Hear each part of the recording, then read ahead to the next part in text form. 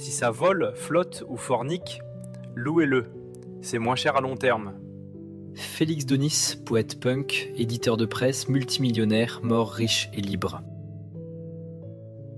Bienvenue dans la tête des titans. Aujourd'hui, on entre dans l'esprit tordu et génial d'un homme dont vous n'avez peut-être jamais entendu parler. Et pourtant, il a fait fortune sans pitié, tout en récitant des poèmes et en refusant de manager qui que ce soit. Félix Denis, c'est le mauvais garçon de l'élite économique.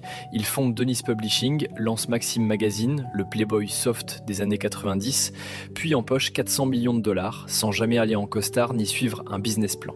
Il détestait l'épargne, il riait de ceux qui cherchent la sécurité financière. Sa vérité, devenir riche demande de posséder, pas de diriger et sûrement pas d'être aimé.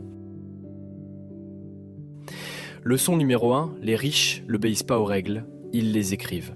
Denis disait « Si vous travaillez pour de l'argent, vous ne serez jamais riche. C'est l'argent qui doit travailler pour vous. » Il n'investissait pas en bourse, il achetait l'attention, la revendait plus cher. Magazine égale produit, lecteur égale monnaie, publicité égale cash machine. Leçon numéro 2, l'indépendance précède la fortune. Il refusa des associés, refusa les investisseurs, refusa même de prendre une retraite.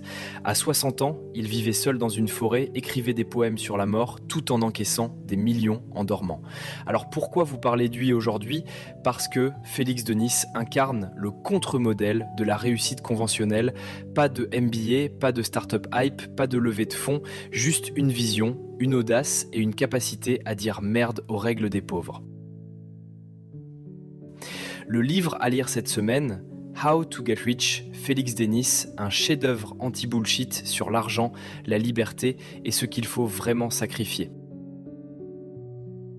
On se retrouve dans le prochain épisode pour explorer le pire ennemi de Warren Buffett et la seule erreur qu'il regrette encore aujourd'hui. À très vite dans la tête des titans.